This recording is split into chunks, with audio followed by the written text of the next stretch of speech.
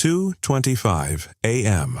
Al Udeid Air Base, Qatar. The largest American military installation in the Middle East sits in the desert darkness 14 kilometers southwest of Doha.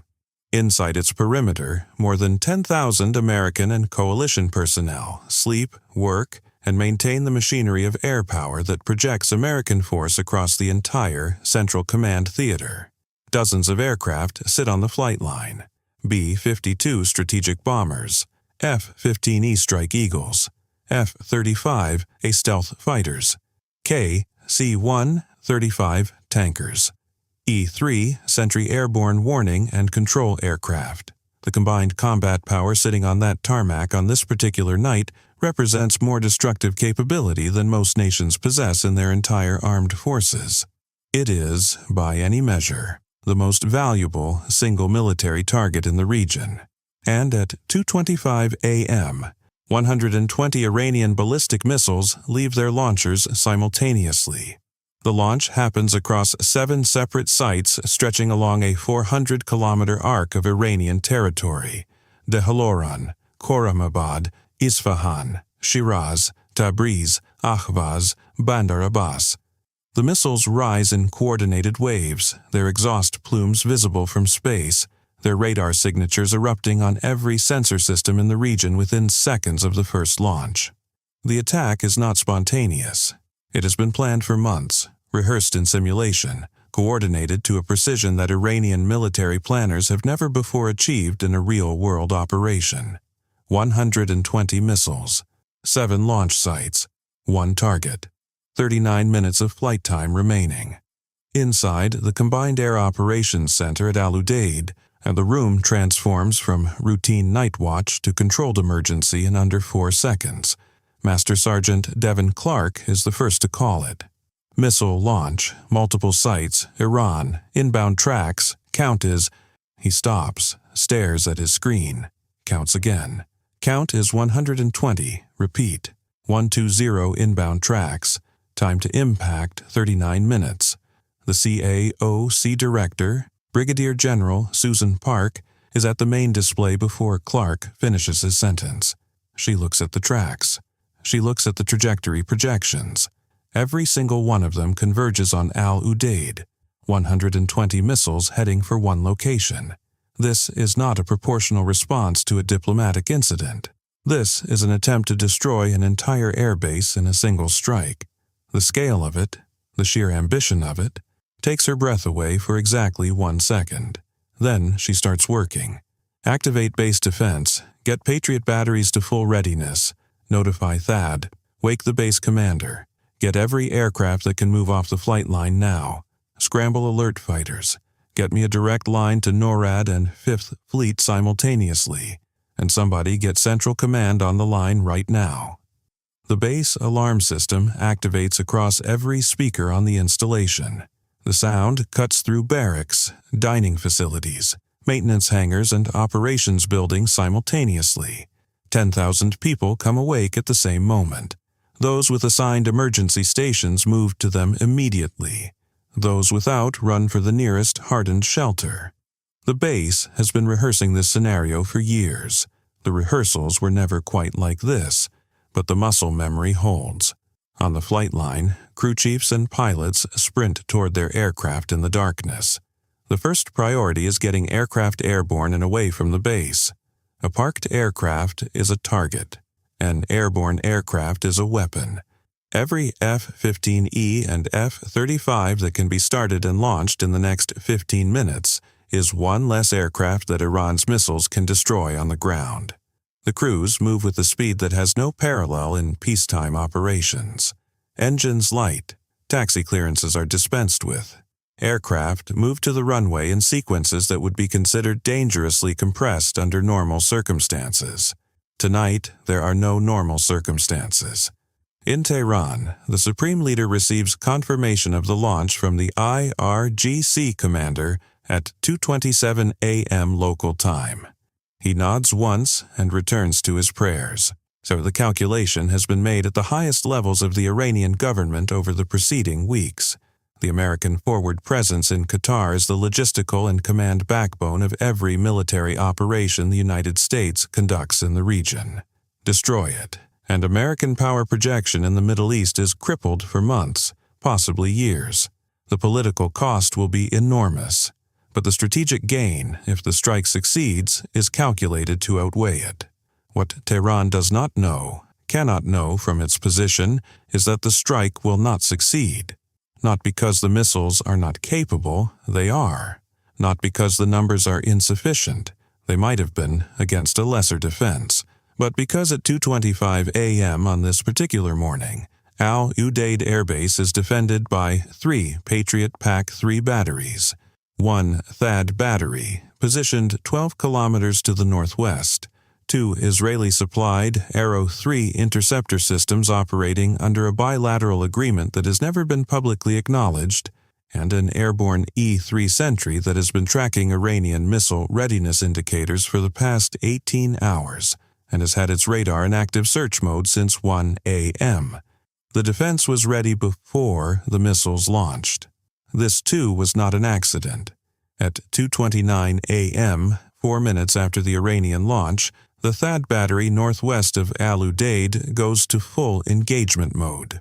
The Terminal High Altitude Area Defense System is the most capable ballistic missile interceptor in the American arsenal. It is designed specifically for the threat that is now inbound. Ballistic missiles on steep descent trajectories, coming in fast, coming in numbers. The THAAD radar, the AN/TPY-2, reaches out across hundreds of kilometers and begins building individual fire control solutions on every one of the 120 inbound tracks. It does this in seconds. The mathematics involved would fill a building with supercomputers if done by hand. The TPY-2 does it continuously, updating every solution with every new data point, sorting the tracks by arrival time, threat priority, and intercept geometry. The first THAAD interceptors launch at 2:31 a.m. 8 missiles rise from the launcher in under 60 seconds, climbing at speeds that dwarf anything the Iranian missiles can achieve. They reach the upper atmosphere within 2 minutes and begin their terminal approach to the highest altitude cluster of inbound tracks. The intercept geometry for THAAD is optimal at altitude, where the kill vehicles have time and space to maneuver. The first intercepts happen at 2:35 a.m., 23 kilometers above the desert, invisible from the ground below. 7 Iranian missiles detonate or are physically destroyed by the kinetic kill vehicles. 1 slips through the engagement envelope and continues its descent. Simultaneously, the Patriot PAC-3 batteries on the base perimeter activate their engagement radars and begin engaging the lower altitude tracks, the missiles that have already passed through THAAD's optimal engagement zone and are now in their terminal descent phase. The PAC-3 is a different weapon from THAAD, shorter range, lower altitude, designed for the final layer of defense, the missiles that get through everything above it. Each Patriot battery fires in ripples, launching interceptors in tightly spaced pairs to maximize the probability of kill against maneuvering warheads. The sky above Al Udeid becomes a battlefield that no one on the ground can fully comprehend in real time. Interceptors rising, warheads descending, detonations at multiple altitudes lighting the desert sky in brief, silent flashes that the human eye registers as distant lightning. Inside the CAOC, the engagement display shows the intercept count climbing: 12, 18, 27, 31. Each number represents a missile that will not reach the base, but the numbers also show what is still coming. At 2:38 a.m., 13 minutes into the engagement, 64 missiles have been intercepted. 56 remain inbound. Time to impact for the lead elements 8 minutes. Brigadier General Park watches the display and does the math that she does not want to do but cannot avoid. 3 Patriot batteries, 1 THAAD battery, 2 Arrow-3 systems. Combined theoretical engagement capacity against this specific threat profile. Approximately 90 to 100 intercepts before magazine exhaustion. They have used 64 interceptors in 13 minutes. The remaining inventory will not cover 56 inbound missiles. Not all of them. Some will get through. Get me the base commander. Colonel James Whitfield, the Al Udeid base commander, is already standing beside her. How many people are still in the open? Shelter compliance is at approximately 92%. We have teams still moving aircraft, maybe 40 personnel on the flight line. Get them off the flight line, right now. Nothing on that tarmac is worth a single life tonight. Whitfield makes the call. The remaining crews abandon their aircraft and run for the nearest hardened structures. The last F-35 to be moved taxis off the runway and into a protective revetment with its pilot still accelerating away from it on foot 30 seconds later. At 2:41 a.m., the Arrow 3 systems engage the remaining cluster of inbound missiles targeting the base's fuel storage facility on the eastern perimeter. The Arrow 3 is designed for long-range exo-atmospheric intercept, and its engagement envelope covers a section of the threat that the Patriot systems cannot reach in time. 6 intercepts happen in rapid succession at high altitude. The fuel storage facility, which holds enough jet fuel to sustain weeks of intensive air operations, survives. But not everything survives. At 2:43 a.m., the first Iranian missiles begin impacting Al Udeid Air Base. At 2:43 a.m., 7 Iranian missiles breach the defensive envelope and reach Al Udeid. Not 120, 7. Out of the largest single ballistic missile salvo ever fired at an American military installation, 7 get through the layered defense network. The number is a testament to the interceptor systems that worked through the night. But 7 missiles carrying high explosive warheads, impacting an air base in 18 seconds, is not a small event. It is not something that can be absorbed without consequence. The first missile strikes the northern taxiway. The explosion tears a crater 4 meters deep and 12 meters wide across the concrete. 2 parked C-17 transport aircraft that were too heavy to move quickly enough are caught in the blast radius. Both are destroyed. The second missile strikes a maintenance hangar on the western edge of the flight line. The hangar contains 3 F-15Es in various states of repair. All 3 are lost. The structure collapses in under 4 seconds. The third missile targets the base headquarters building. The building is hardened. It absorbs the blast and does not collapse, but every window is blown out and the roof suffers partial structural failure. The 4th, 5th, and 6th missiles strike areas of the base that have been evacuated. Open tarmac, an empty fuel truck depot, a perimeter access road. The 7th missile, the last one to impact, lands 200 meters outside the base perimeter entirely. Its guidance system apparently disrupted by electronic warfare jamming in the final seconds of its flight. It detonates in the desert sand and contributes nothing to Iran's strategic objectives except a crater. In the shelters across the base, 10,000 personnel wait in the darkness, listening to the impacts, counting them, bracing for the next one that does not come. When the all-clear is transmitted at 2:51 a.m., 26 minutes after the first missile launch, the casualty reports begin flowing into the CAOC. 14 personnel wounded, 3 critically, none killed. The number is simultaneously a tragedy and a miracle, given the scale of what was just fired at this base. Brigadier General Park reads the casualty report and closes her eyes for exactly 3 seconds. Then she opens them and picks up the secure telephone to Central Command. Sir, Al Udeid has been struck. Damage is significant, but the base is operational. Casualties are 14 wounded, none killed.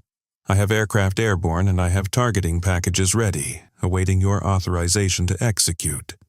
The response from the Central Command commander takes 45 seconds to come back.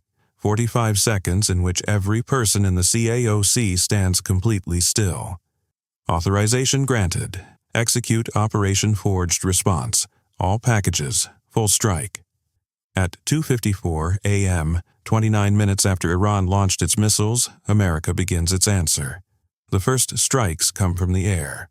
8 F-35A, stealth fighters that launched from Al Udeid in the opening minutes of the Iranian attack and have been holding at altitude over the Gulf, fully armed, waiting for exactly this authorization. They are already positioned, their targeting systems already locked. The strike packages were built weeks ago and updated continuously as the intelligence picture evolved. Each pilot knows their target. Each pilot has flown the route in simulation dozens of times. They push their throttles forward and cross the Iranian border at 2:56 a.m. The F-35s carry no external weapons.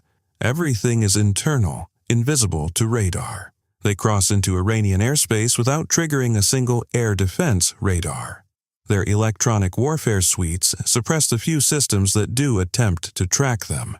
They are, for all practical purposes, invisible, and they move toward their targets with the quiet certainty of weapons that have already decided their outcome. At 3:01 a.m., the first target is destroyed. The Shahid Karimi missile production facility outside Isfahan, the factory responsible for manufacturing the Shahab-3 ballistic missiles that make up the backbone of the weapons that just struck Al-Udeid, takes 2 direct hits from GBU-53 Stormbreaker precision glide bombs. The facility's main assembly building collapses. The guidance system integration workshop is destroyed completely. The precision required to produce ballistic missiles with the accuracy Iran demonstrated tonight will be degraded for months. At 3:03 a.m., the launch control facility at Dehloran, one of the 7 sites that fired tonight, is struck by 2 Tomahawk cruise missiles that were launched from a submarine in the Gulf of Oman at 2:54 a.m. and have been traveling at low altitude across Iranian territory for 9 minutes. The facility's command bunker takes a direct hit. The radar installation that coordinated the Dehloran launch is destroyed. The missile storage warehouse adjacent to the facility is struck separately, and the secondary explosions are visible on satellite imagery for the next 40 minutes. At 3:04 a.m., the IRGC Aerospace Force Headquarters building in Tehran, the command and control nerve center for the entire ballistic missile program, is struck by a penetrating munition delivered by an F-35 that entered Iranian airspace from the northwest. The building does not collapse. It is too heavily constructed for that. But the upper 3 floors, which house the operational command suites, the communications arrays, and the targeting coordination systems, are destroyed.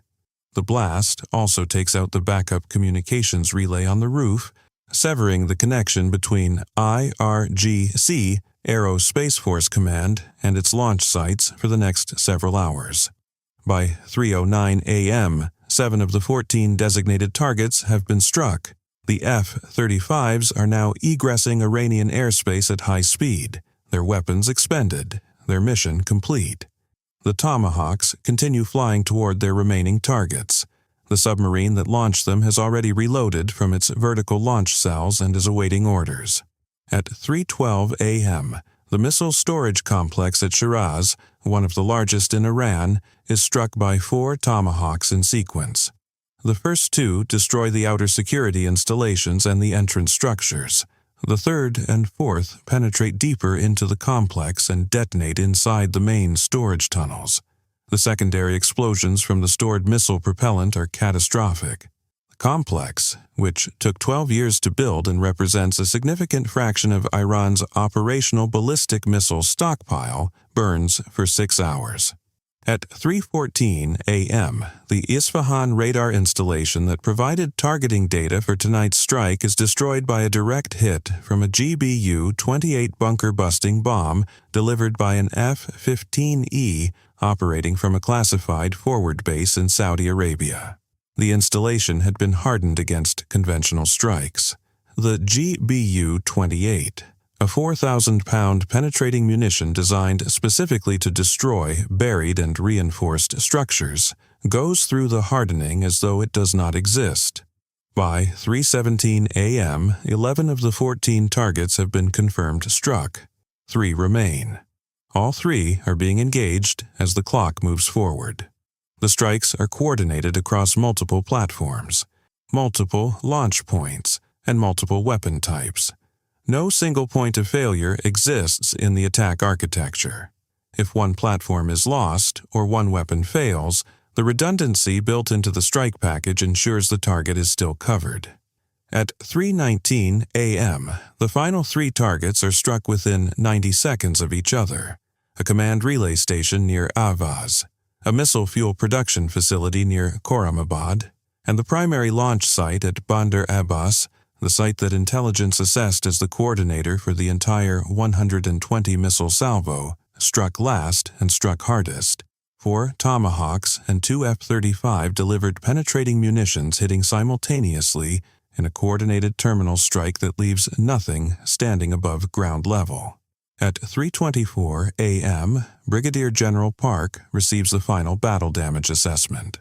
14 targets designated, 14 targets struck, 11 confirmed destroyed, 3 confirmed severely damaged, no American aircraft lost, no American personnel casualties in the strike package. The entire operation, from the last Iranian missile impacting Al-Udeid to the last American weapon reaching its target, took 39 minutes. She sets the assessment down on the console in front of her. Outside the CAOC windows, the desert sky over Qatar is beginning to show the first gray suggestion of dawn. The base around her is damaged but breathing. Her people are alive. Her aircraft are returning. The flight line is scarred and 2 hangars are gone, but the runways are intact and the fuel is flowing and the radars are turning. Al-Udeid Air Base is still here. In 39 minutes, Iran fired 120 missiles at the center of American air power in the Middle East. In those same 39 minutes, American defenses intercepted 113 of them, absorbed the damage from the remaining 7, launched a counterstrike that erased 14 strategic sites from the Iranian military landscape, and never stopped flying. Some attacks are designed to break a force. Some forces cannot be broken. Tonight, Iran learned which kind it was facing.